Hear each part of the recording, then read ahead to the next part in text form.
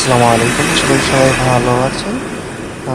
নতুন একটা ভিডিও নিয়ে আপনাদের সাথে চলে আসলাম। সাথেই থাকুন। আজকে মধুখালী ফরিদপুর থেকে ঢাকা গাবতলী পর্যন্ত যাব। সাথেই থাকুন এবং দেখতে থাকুন, উপভোগ করতে থাকুন।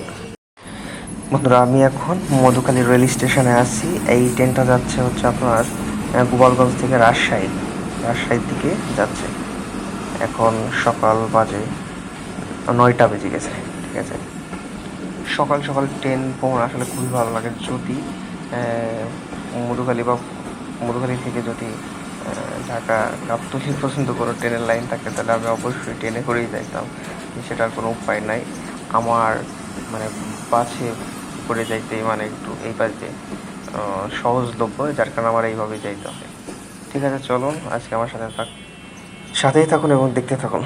বন্ধুরা, আমি মধুখালী থেকে লোকাল যে সিএনজি পাওয়া যায়, সিএনজি করে আমি দৌলতদিয়া ঘাট পর্যন্ত যাব। কারণ লোকাল গাড়িতে গেলে পরে আসলে সব কিছুর ভ্রমণ করার যে আলাদা একটা মজা, বা যে কোনো জায়গায় আপনাকে বিস্তারিতভাবে জানতে হলে আপনার লোকাল যে ট্রান্সপোর্ট আছে এগুলো ব্যবহার করতে হবে। তাহলে পরে আপনি সব কিছু অ্যাকুরেট ধারণা আসবে এবং আপনার সব কিছু পরিপূর্ণভাবে উপলব্ধি করতে পারবেন।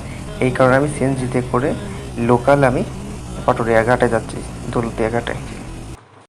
বন্ধুরা, আমি এখন দৌলতদিয়া ঘাটে চলে আসছি। এখন এখান থেকেই লঞ্চে করে আমি ওই পারে যাব।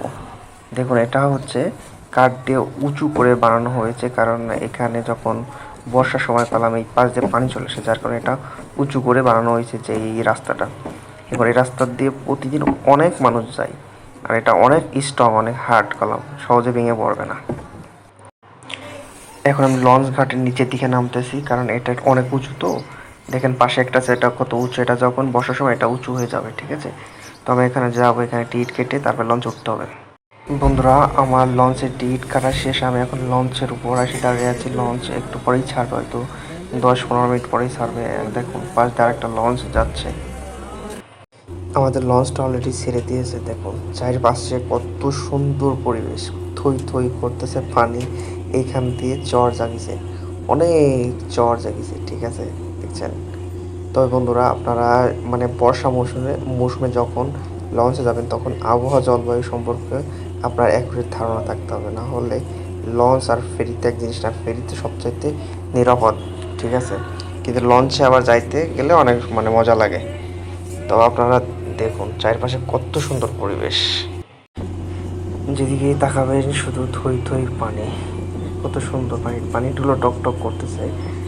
মনে হতেছে পানি দেখে মনে হচ্ছে গোসল করি, কিন্তু আবার এত বড় নদীতে গোসল করতে একটু ভয় ভয় লাগে। যারা রেগুলার এরকম পানিতে গোসল করা অভ্যস্ত না, তারা অবশ্যই একটু ভয় ভয় লাগবে, এটাই স্বাভাবিক। দেখুন দেখুন এই পাড়ের অবস্থাটা কত সুন্দর, চারপাশ দিয়ে পানি। এইখানে আবার করলাম মানে প্রতি বছরই মানে নদী ভাঙন হয়। নদী ভাঙন হইতে হইতে অনেক মানে জমি পেলাম নদীর গর্ভে হারিয়ে যায়। এখানে অনেক বসতি ছিল, যারা এখন করলাম নেই, কারণ এই নদীতে সব নিয়ে গেছে। দেখছেন, আমি এখন লঞ্চের উপর আছি। দেখেন লঞ্চে কত মানুষ, ছাদে মানুষ, কেবিনে মানুষ, সবখানে মানুষ। এই মানুষগুলো যখন লঞ্চ পার হয়, তাদের কারণ বিভিন্ন ধরনের কথা বলে থাকেন। এখানে জুতো পলিশ করতে এখানে এই পদ্মা যেটা বলতেছিলাম, এই পদ্মা কিন্তু খরচ হতো একটা নদী। এটার গলা মানে দুই পাশ দিয়েই মানে অনেক ভাঙন হয়, কারণ এটার স্রোত অনেক বেশি। পদ্মা সেতু করতে কিন্তু পদ্মা সেতু পার বাঁধতে পেলাম অনেক টাকা খরচ হয়, কারণ এটা দুই পারই অনেক ভেঙে যায়।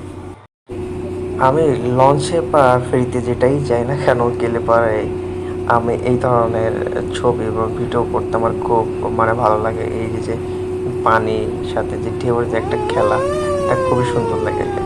দেখছেন, আমাদের লঞ্চটা সিগন্যাল দিল এই ছোট্ট ট্রলারকে। ঠিক আছে, আগে থেকে সিগন্যাল দিয়েছে যে তুমি আর কাছে আইসো না। ঠিক আছে, কারণ আমাদের লঞ্চটা অনেক স্পিডে চলতেছে। তো বন্ধুরা, আমরা প্রায় চলে আসছি এই পারে পাটুরিয়া ঘাটে। দেখুন, এটা একটা ফেরি যাচ্ছে পাশ দিয়ে, আর এই যে সামনে হচ্ছে আমাদের ঘাটটা। হয়তো আরো 5-10 মিনিট লাগবে।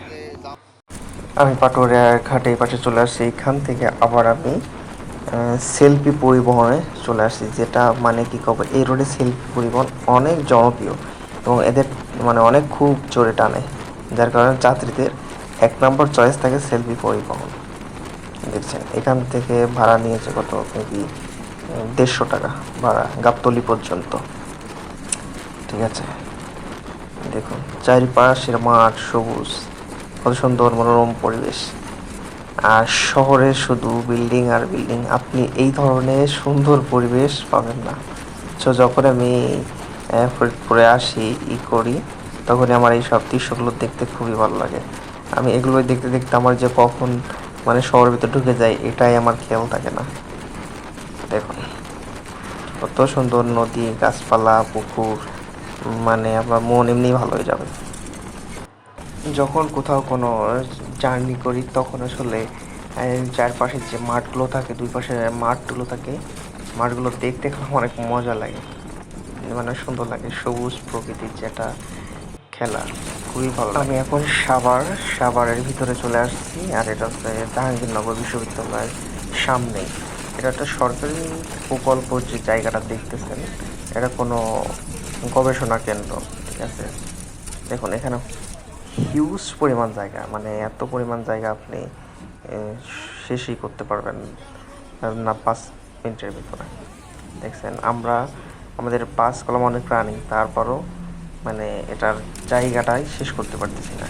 এখানে দেখুন, আচ্ছা এটা হচ্ছে বাংলাদেশ প্রাণী গবেষণা ইনস্টিটিউট। ঠিক আছে, এটা হচ্ছে জাহাঙ্গীরনগর বিশ্ববিদ্যালয়ের পাশেই।